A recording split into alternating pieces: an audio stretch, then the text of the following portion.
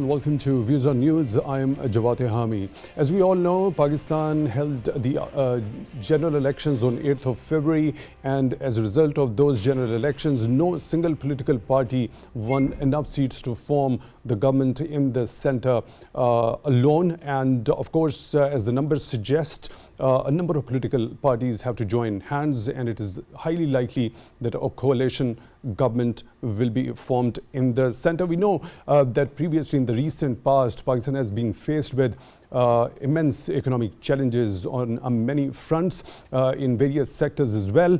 And also because of a number of reasons, as we saw devastating floods of summer 2022, there was also a risk of default which was avoided, and there was an agreement reached between Pakistani authorities and the International Monetary Fund, that standby arrangement of $3 billion for 9 months. Also, there were also a lot of strides when authorities launched some gigantic initiatives, including the Green Pakistan initiative to spur the agricultural sector's exports and productivity also. And we also saw the Special Investment Facilitation Council in order to attract the foreign direct investment, in turn trying to enhance the exports to the foreign countries also.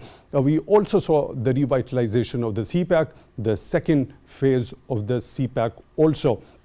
So as we all know that the new government will be coming into power pretty soon, and what sort of immediate challenges the new government will have to face as far as the economic front is concerned, and how crucial a longer and a bigger in terms of numbers, a new International Monetary Fund program or a bailout package would be required in order to steer the country's economy on the right track, and how crucial is going to be the political stability in this regard, and for that, how important would be the wider political consensus in order to deal with these economic challenges. Also, what would be the importance of the continuity of the policies? As we saw, the PIDE government launched some initiatives, and when the caretakers came in, they categorically said that they are going to continue with the policies which were formulated by the Pakistan Democratic Movement government, and how important it is going to be that continuity of the policy for the new government as it takes power. To discuss all these aspects, we are honored to be joined in the studio by Dr. Usman Chohan. He's an economist. Dr. Chohan, thank you very much for your time, for being with us on the show tonight. Really appreciate that. Also in the studio, we are honored to have been joined by Dr. Abid Rehman. He's Research Fellow at the Pakistan Institute of Development Economics. Dr. Rehman, thank you very much for your time, also for being with us on the show tonight. Really appreciate that. On Skype, we are honored to have been joined by Dr. Khaqan Najeeb, his former advisor at the Ministry of Finance. Dr. Najeeb, thank you very much for your time, also for being with us on this show tonight. Really appreciate that. If both of you gentlemen allow me, let me begin the discussion with Dr. Najeeb. Dr. Najeeb, now as we know that there is a high likelihood of a coalition government coming in the center. So as soon as it takes over the power in the center, when we talk about the immediate, the most pressing challenge on the economic front, what is that going to be for the new government? So Jawad, as always, good to be with you. So I think the foremost challenge that any incoming government faces is the completion of the current standby arrangement with the fund. The last and the second review is due sometime end February or early March. So the challenge is to get the team to come by, see the December results based on the December criteria, which hopefully are met. Pakistan should be able to get the second tranche from the IMF. This is extremely important because the rest of the monies that are pending with the multilaterals, and the first 6 months, the incoming monies have been extremely slow, as well as some commercial funds, and our financial account, which is part of the balance of payments, has to be corrected and has to have these monies coming in. So I think that will be the first challenge. The second challenge, is that... Please go ahead. Please complete your thought.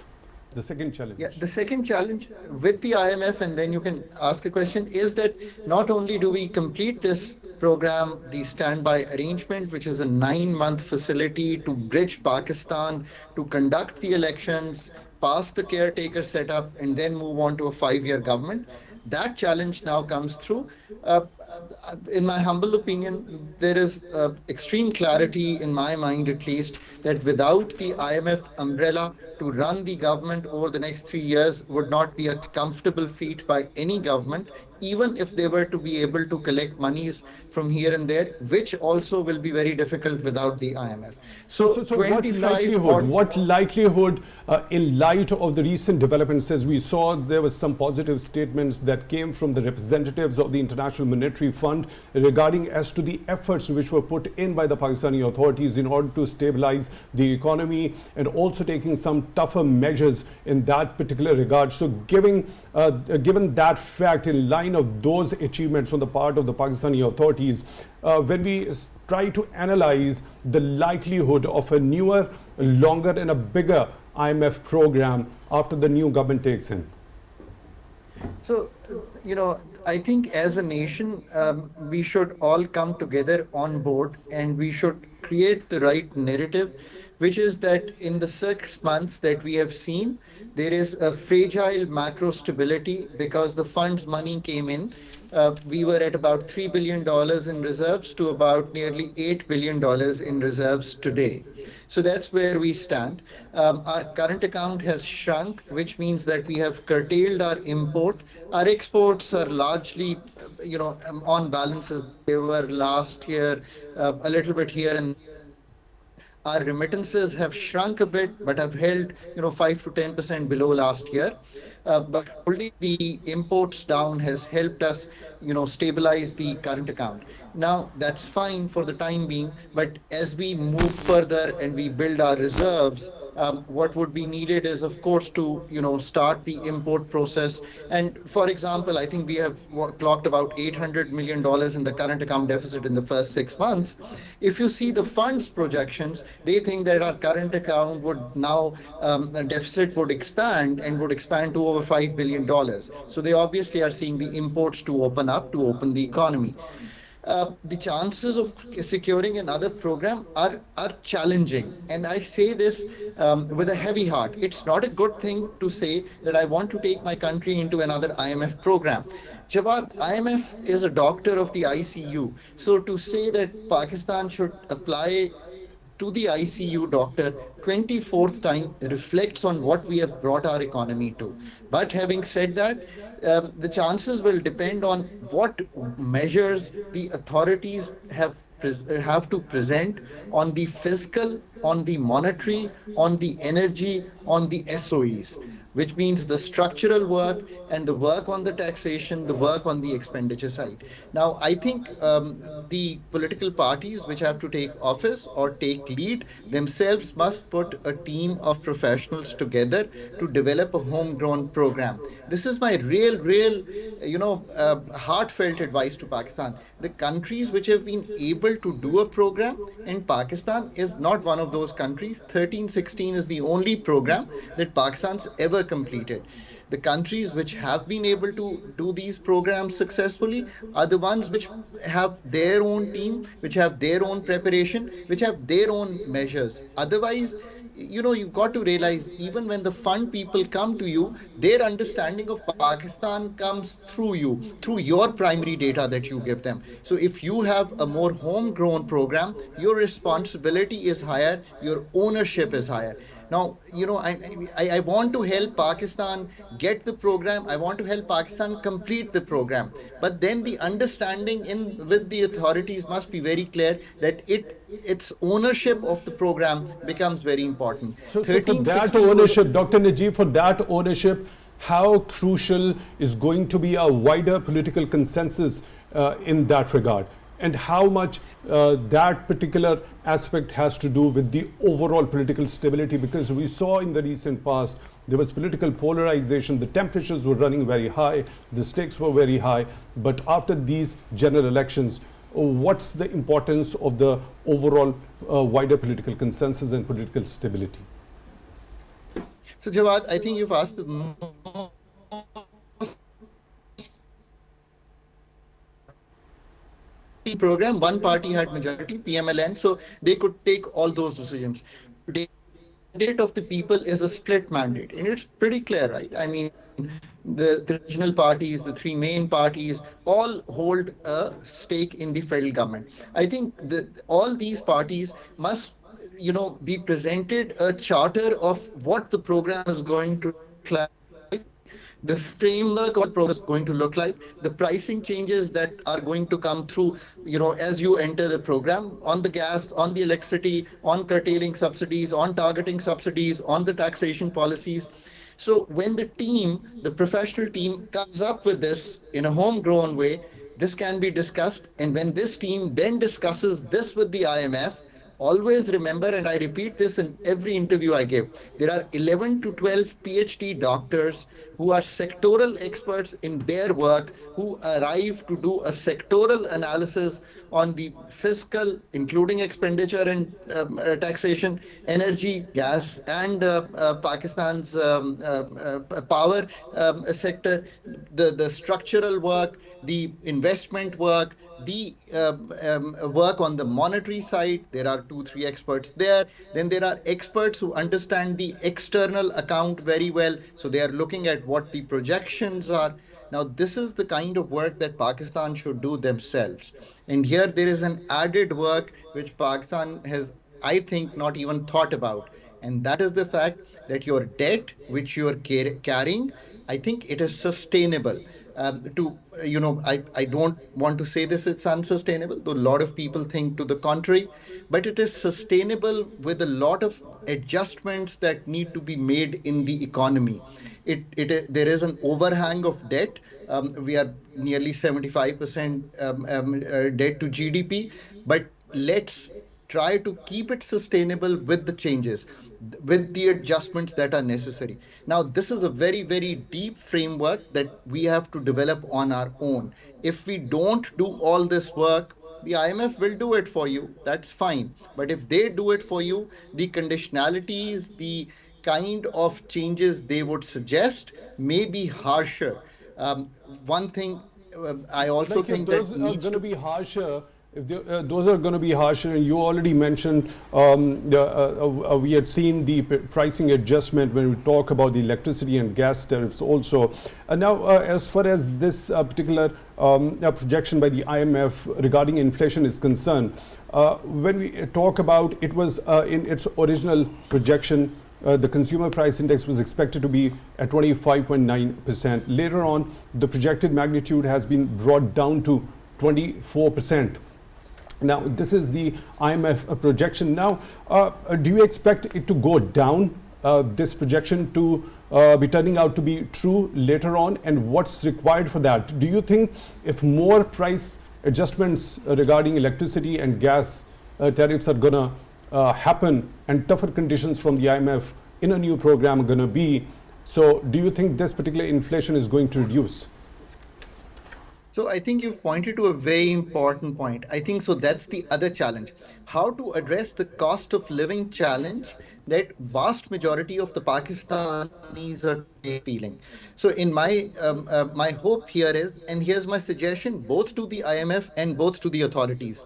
Our program, which is called the Income Support Program, mashallah, it's a flagship program of the country.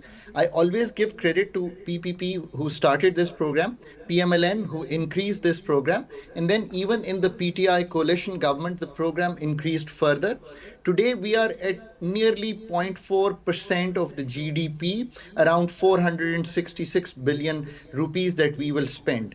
I think the cost of living challenge and the 10 million households that we are getting to who are extremely vulnerable, I think desires that Pakistan upscale the income support program for the current 0.4% of GDP and take it nearly double. I would be thinking about 800, and if room be, to nearly a 1000 billion, so that cost of living challenge is met.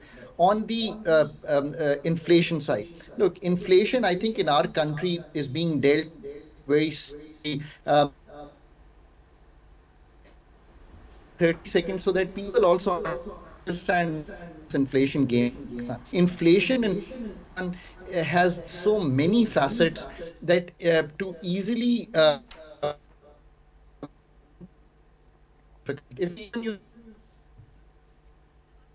see forecasts, they have always changed, increased it, and prolonged the 5 to 7% band that they want to get into.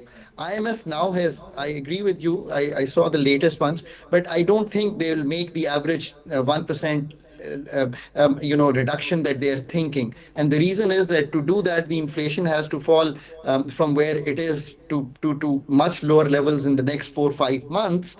And it may not be possible for that to happen given the Brent is still on the rise internationally. Look, in the near scenario, we've come down from 38% CPI to 29% today. I think because of the base effect and crops doing better, we will keep going down.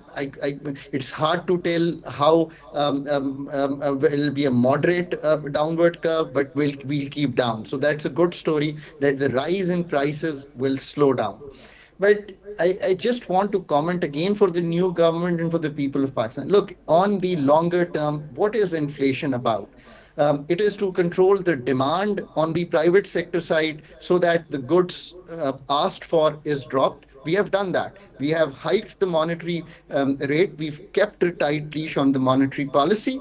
That has brought down the private sector credit. So you've handled one thing. But here's the problem. The problem is that the government of the last 6 months has borrowed 4,000 billion rupees. When you borrow that kind of an amount, because your debt servicing, because your demands on the budget demand so, you are literally printing new notes. When you're literally printing new notes, that means that the private sector demand has gone down, but the government's demand or the state's demand has not gone down.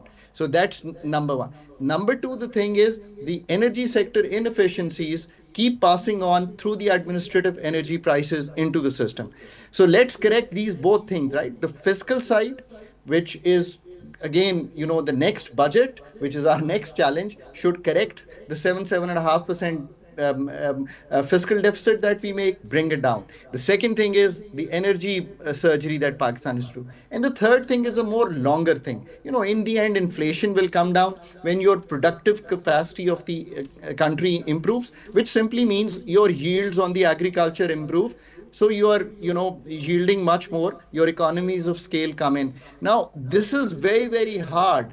Countries which have been able to tame inflation on a much longer basis have done all these things, but these are not easy. Now, these are the real challenges. And that's why, I sometimes say that many governments are now shy of coming into government, because what everyone has realized is that these challenges are not pricing changes anymore. These are the hardcore economic corrections that the country needs, along with an IMF program. I think that's a tough task for Pakistan.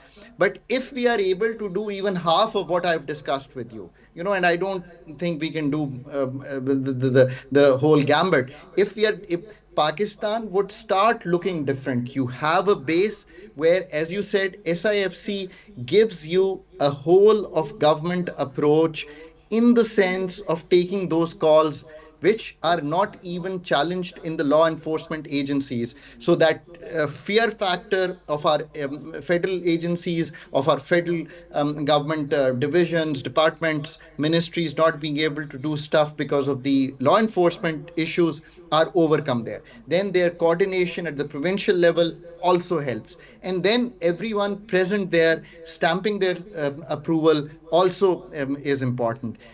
So use that as a tailwind.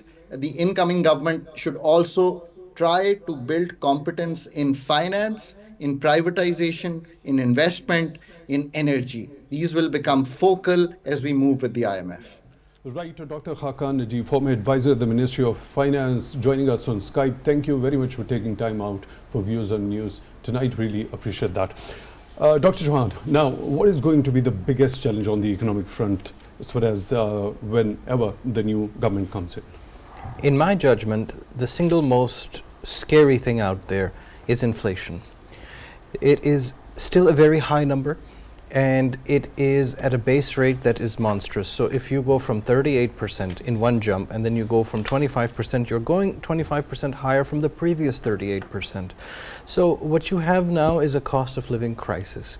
And the best way to deal with that is to look at what is it that we don't produce that we need to produce. There are limitations in that. For example, we are an energy importing country. But there are plenty of things that can be indigenized at a high quality and need to be done so.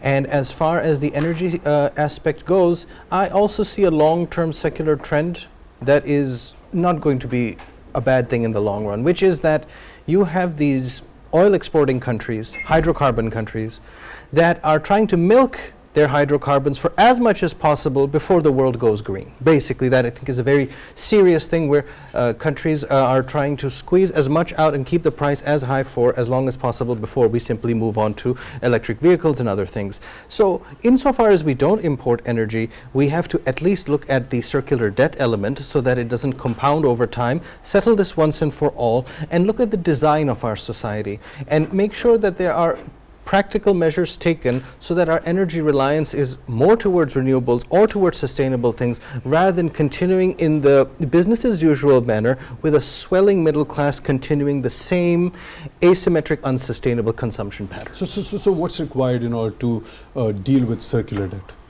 I mean, the number of its entire system, the transmission, the distribution, the line losses, and then there's been a crackdown in the recent past by the authorities as far as power pilferage is concerned.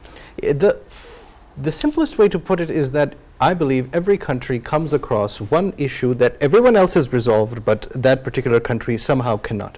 In the United States, it's healthcare. Everybody else has solved healthcare, but America cannot offer that. And the equivalent is that in Pakistan, everyone else has an energy plan that works, but we have somehow made it such a big monster that it cannot be tackled easily. You have correctly pointed out to the energy and the generation, transmission, and distribution and consumption elements. They all are important. But what you have now is that the way it's designed, at what price it's procured, at the guaranteed rates that it's given, with an old infrastructure that has line losses, you're basically seeing across the chain problems. But this caretaker government has put in very serious thought regarding having this settled once and for all. And what they have done in that is look at how the contracts are set up, what is the nature of energy distribution, how can this all be settled, what needs to be passed on to the state-owned enterprises like OGDC, what needs to be taken on as public debt, etc. It's all very well structured, and perhaps if the caretaker government had more time, they would be the ones doing it. But if somebody else is coming in their place, they should have the continue on this path. Right, I'll come back to you to take your understanding of when you talk of the cost of living crisis, and we are unable to produce those things which we are utilizing, hence we have to depend on imports naturally. So where to start that indigenization process in that particular regard? Dr. Rehman, what's your understanding? As soon as the new government takes power, what's going to be the immediate economic challenge it is going to be faced with, and how should it be dealt? Obviously, the first challenge will be inflation, and that inflation is linked with the energy prices mainly. So the first thing that comes in our mind as a government is that the prices will go up, and there is obvious reason for that. There are mainly the international reason, the Russia-Ukraine war, and the instability in the global world is increasing day by day. So especially in the Middle East, that will highly impact the energy prices that will be translated into mainly in the electricity prices, because mainly we are generating electricity through thermal. The other thing that I feel is we really need to understand where the inflation is coming from.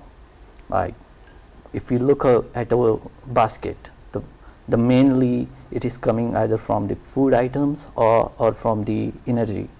So the CPI basket mainly contain the 80% of the food items. Like we Pakistani spend their mostly income on the food. Then again there comes an important factor of the disasters that comes, that also basically mismatch the demand and supply.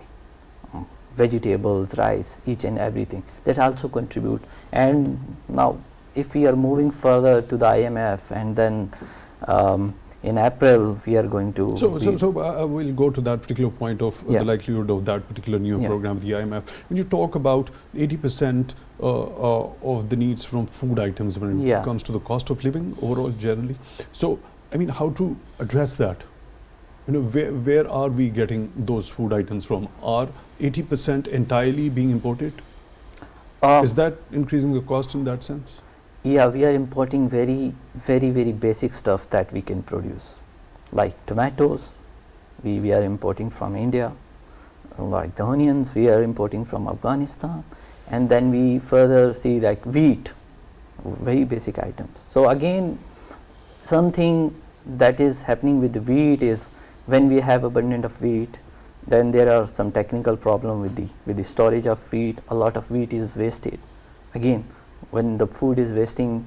So what's required to enhance the and make the storage capacity more efficient?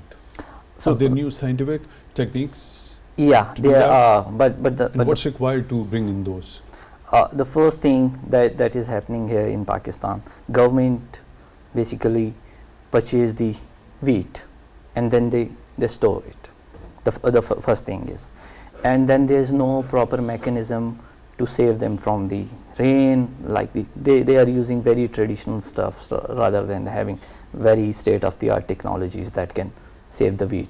So nearly this is one of the studies that I have gone through, is that around 30 to 35% of the wheat that has been stored are basically wasted. So let me take this particular point of the wastage of the food items, particularly when you give the example of wheat.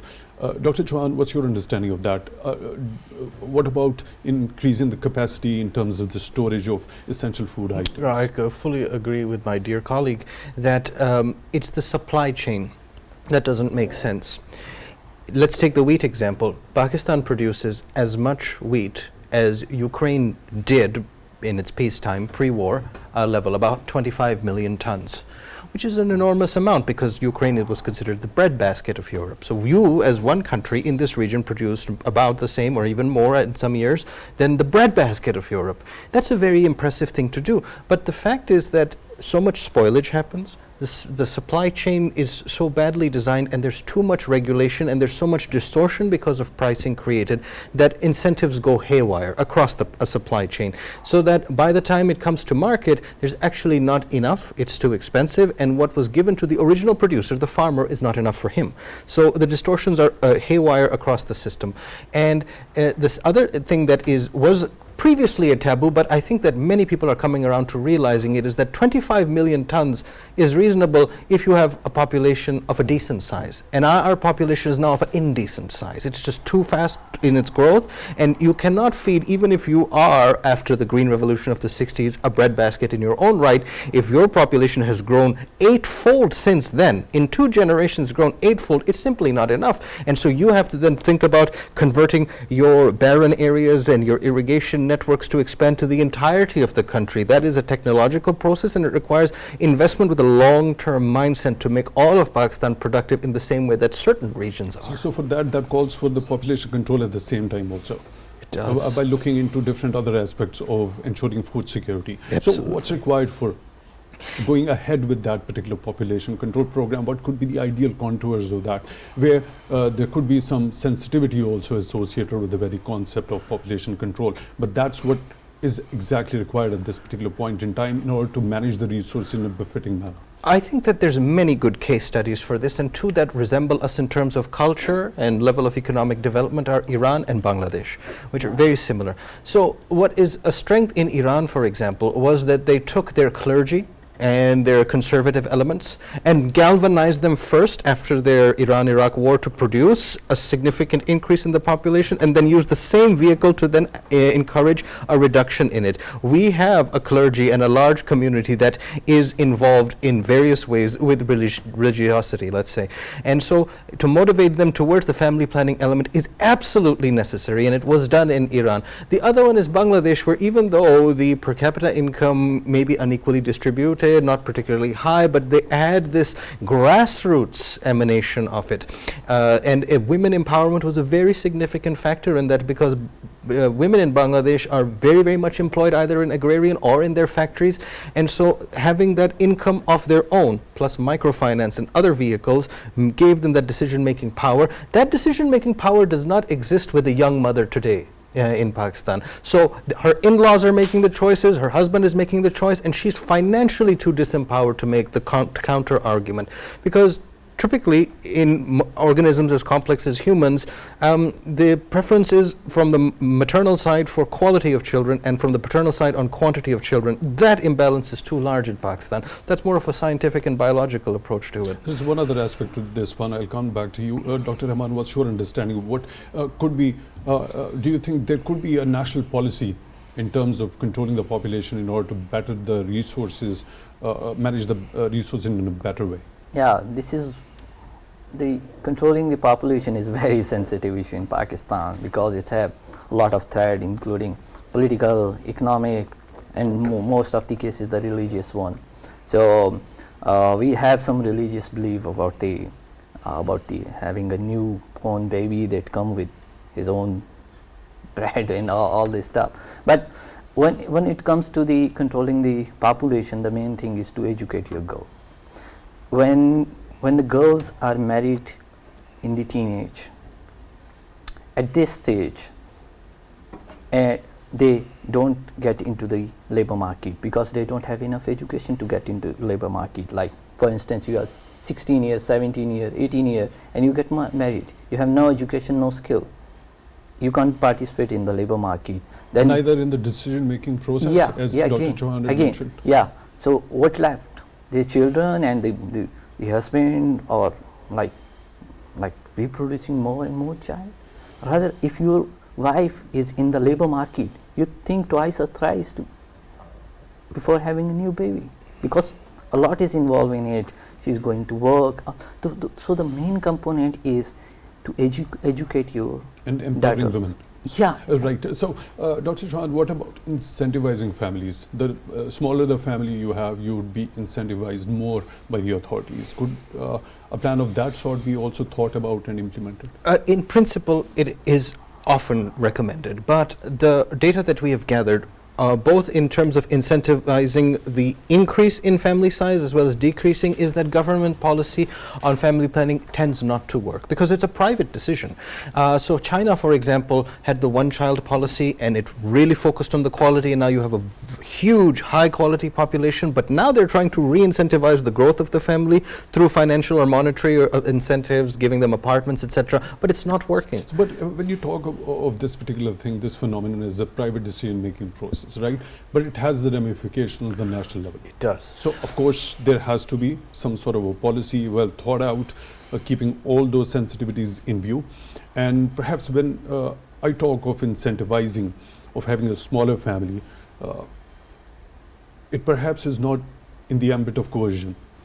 So, incentives to a smaller family, don't you think that's going to attract people rather than they are going to consider that they are being pressurized by the authorities? I wouldn't, yes, you're right, but I wouldn't frame it in terms of a overarching policy per se, but rather to have the specific policy being more targeted towards the empowerment of the woman, which is to say the education, as my dear colleague correctly mentioned, but also the financial empowerment, because you can be illiterate but still financially empowered. You, for example, have very low female independent bank accounts, which is to say the banking sector doesn't deal with them. And as our colleague previously said, the banks are basically lending to the government. They're not even interested in you and me, whether we're men or women. So the banking sector empowering the women to save, and then having a wage thing. Yes, the skills part is important, but there's also very rudimentary jobs where they are held back from it. Mobile phone access is also often mediated through the husband.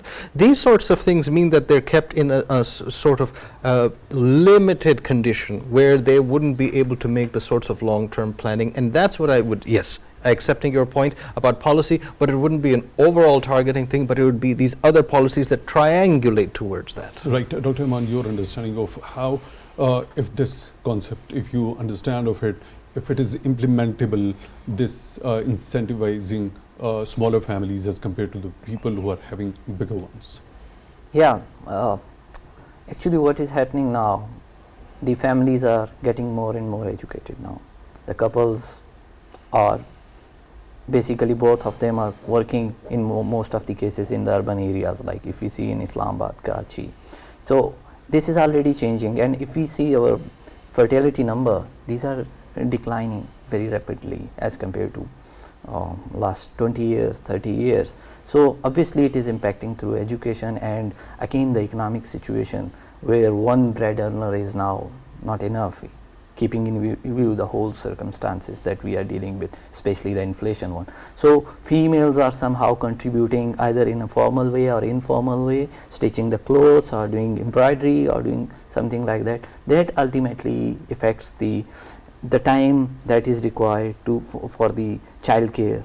So that's why their decision making is changing over the time. So it ultimately affects the fertility rates, and then it is changing without having any incentive that the government is providing. But again, government is investing a lot on the advertisement, despite the religious factor that is really strong till now in the rural areas in Pakistan. But I think the education and the progression of mind will really cope this thing over the time. Right, Dr. Chohan, recently we have seen there has been a talk about the restructuring of the Federal Board of Revenue, where it talks about collection of more taxes. We have also seen a little bit of achievement in the recent past, also the FPR collecting taxes more than the target it set earlier. Now, how crucial do you think is this particular restructuring process of the FPR, and what are the likely prospects? What sort of dividends in the longer term it's going to have?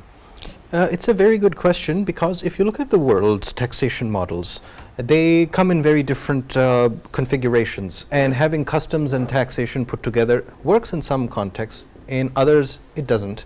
Part of the reason here in Pakistan is, for example, that you do raise a lot of revenue through the customs. So you put that, so your current account deficit is an inverse relationship with your fiscal deficit, because when you have imports coming in, you tax them, so you gain some revenue from that, but at the same time you imported more.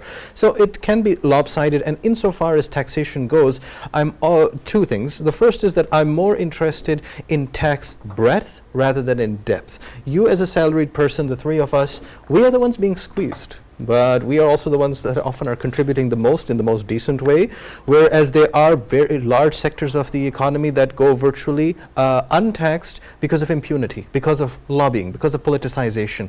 And so I want the tax breadth to be wider. That's the first part of the equation. But if you look at the larger equation beyond that, it is actually the taxation versus expenditure element. And I think that our government is far too large relative to the public value it creates. It needs to be rationalized. It needs to be more public value driven, which is to say that whatever is resource endowments they have, they create value relative to that. That means that you actually won't need that much money to run a government if it has a reasonable size. It cannot bloat, and this is not just a federal thing. Our provincial governments are monolithic Goliaths that don't make sense anymore, and their accountability for what they are doing doesn't make sense. So the expenditure side, I think, is one that is not touched. It's far easier to impose a tax on you tomorrow and squeeze your already limited budget. Right, talking about the expenditure, it's not only the size of the government, but also the debt servicing burden when it comes to the expenditure. So how to deal with that particular aspect of it? Debt servicing is a function of mistakes made in the past, and so as the mistakes accumulate, every future government has a greater challenge. So as we've had this election right now, I honestly wouldn't even want to sign up for the job, just because it's already so difficult. And what you're seeing right now in terms of debt servicing are decisions made 20 years ago, when at least half of your population was not even born. And the mistakes that we're making now will affect people circa 2045. And that means that this accumulation of decisions, we never take accountability for the future generations, and yet we are such a young country. It means that the misery of every young, or the despondency of every young generation will be magnified unless remedies are taken now for errors past. So remedies at this point in time, we all know the fact there have been immense challenges because of the climatic disasters also, and the wrong decisions that you have just mentioned long time ago that were made. How to rectify them, and what's required? Is it the wider political consensus required at this particular point in time to go ahead and try to rectify those decisions? Yes, you hit the nail on the head. If you had asked me without even the suggestion that we need to be united, I would have said we need to be united, because that is precisely the answer. I believe that to a large extent the people are united, and I believe that all stakeholders in our society need to listen to the people carefully in what they want, because the answers are written on the wall. It is not that we have to invent rocket science, and there are economies that have done much more simple and primitive measures to keep a more sustainable economy for centuries now. And the same is true for us. But having people in the leadership of one mind and on the same page is important, so long as they are listening to the people, because if you're in an ivory tower and you're listening to one another as leaders, doesn't mean that you're reaching to the grassroots. And input from the grassroots, because of the power distance in our society, we often dispel the idea that people at the ground know the reality. But economics is something that is not done necessarily on blackboards and ivory towers. It's something that's done in the vast field, and it's something that's done in the streets. Right, Dr. Rehman. Now, restructuring of the Federal Board of Revenue. We've seen success on the part of FBR when it came to collection of taxes, much beyond that particular target already set. Now, where do you think this particular restructuring of the Federal Board of Revenue will actually lead in the longer run in terms of generating and collecting and monitoring and establishing a system of ensuring that there is more regular tax collection? So, this is a long journey. If we say the restructuring FBR, it starts from filing a tax return, how easy it is. The first thing, just start from there. How much documentation you need. You really need a consultant to file your tax return? Is it an easy system? That really affects. So start from the. But why, whenever we talk about increasing the tax collection and making this particular process easy, now when we talk about the thing that makes me curious, there's so many things that we do in the daily routine life that we can't do it by ourselves. So why is it necessary for everybody to go and file his return by himself? And we always talk of simplifying this particular system. Why can't we go to a consultant to have that done? So this is the main thing. That's why our tax collection is also affected. There is a long lethargic process that we have to go through when we have to return a tax file. So perhaps because it's the work of an expert. I mean, for example, if I have to get a water tap corrected in my house that was leaking, I can't do it myself. I have to have some expert on that. No, right, to get it corrected, right? So when it comes to this particular thing of numbers, no, you know, so why are we required to do it ourselves? Why isn't it so natural that somebody could go to an expert and consult him to do that? So the first thing is, how could that be solely the reason of lesser tax collection? This is the starting point that I am discussing, the process, which affects. Then the complex tax rate and multiplicity of taxes at different stages.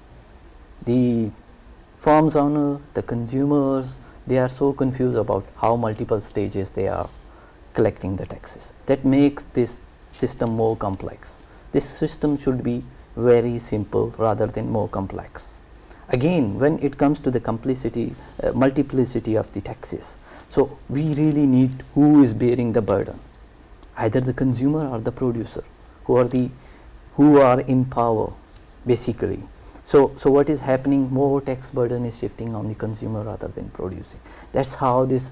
And then again, if you look at the different sector, why agriculture sector is exempted relatively? And again, when you give this sort of incentive, people are just shifting. Who have agricultural land and then who have factories, they are just doing when capital shifting in this. Talk about the agriculture sector, when taxing agriculture sector is concerned, aren't there difficulties when it comes to calculating the real income that is coming from the agriculture sector? No, nowadays, if you look at India, they did the GIS mapping. Even for the rental income, for the housing income that a person is getting from a house, they can counter check. Now you have technology. Nobody can escape from that. Like, you have a GIS mapping and you can just zoom into what is the size of this house. You can really easily see how much rent they can get and what he is paying in form of taxes. Then again, you can calculate the agricultural land that they are cultivating, and you know the prices. So one thing that FBR should do. Is it only dependent on calculating the actual size of the land, or when we talk about the actual yield that would be? Yeah, so coming again later on? GIS do So that. so there are going to be different factors in play in that particular stage also when it comes to climatic changes also, no? Yeah, So this is what another was the thing. original estimate of a certain piece of land with this much of a size, which was probably going to have this much of a yield? And somewhere in between, near the harvest or before just the harvest, some climatic disaster happens. So how things are going to be calculated later on? Yeah, this is one thing. Like if flood comes, we all know We've been the victim of climate change. Yeah, we have been. And they directly affected the yeah, crops. this is one back thing. in summer But if 2022. you calculate in terms of calculation, what I'm saying is how to avoid the taxation. Okay? So this is the main thing. So if there is some erosion in the taxation, we can fix it with the help of technology, either from the agriculture. digitization? When we Not talk only about this- digitization, like if you talk about the GIS, doesn't only calculate the area, but with the color, with the vegetation, they can show the yield. So that you can also calculate by the different bands. So India is doing that. Right. So this is one thing that we can introduce, and we can get rid of in some sense from the tax evasion. This is my point of view on that. Dr. Chohan, when it comes to calculating the real income, should it be as per the size of the land or the actual yield that we get at the end? It should be a function of both. But the big problem with agriculture in terms of taxation, determining it, is the distortions in prices created throughout. So price setting and price taking is done in a way that the actual producer doesn't get much. And then the final consumer, because of spoilage and all these other issues, doesn't make it. So because you have such weird pricing systems and regulation issues, you actually make it harder to do the tax collection part. This is a thing that has been solved by just about any agrarian society, and even the Mughal Empire had their subedars had outstanding measures of oversight over the agricultural fields. So if our ancestors 300 years ago could do it, I'm shocked that we can't do it today. Okay, so one last question, likelihood of a newer program with the IMF. Given the fact there have been a lot of tougher measures put in by the authorities, are there any higher chances, and how crucial or it is going to be for Pakistan to have a newer and a longer and a bigger program with the IMF? I certainly have no doubt that we will secure the next round, the next program, just because this caretaker government has done an excellent job adhering to the stipulations, sometimes at the expense of the public, and they made unpopular decisions, but they were not bound to make popular decisions. They were bound to make sure that Pakistan's economy remains stable until an elected government comes, because they've done an excellent job. Many ministries in this caretaker government did an outstanding job. The finance, foreign office, the aviation, etc. Everyone has done such a good job that I think the ground is set both from the incoming government as well as from the IMF for a new program. It is necessary. The world is a weird place right now in terms of understanding where the inflation is heading, currencies are heading, etc. That we do need some life support and the ICU for now. Dr. Usman Chohan, economist, thank you very much for joining in the studio for tonight's program. We really appreciate that. And Dr. Abid Rehman, Research Fellow at Pakistan Institute of Development Economics. Thank you very much for your time, Dr. Rehman, as well. We really appreciate that. With that, we come to the end of today's episode. In the next one, take good care of yourselves.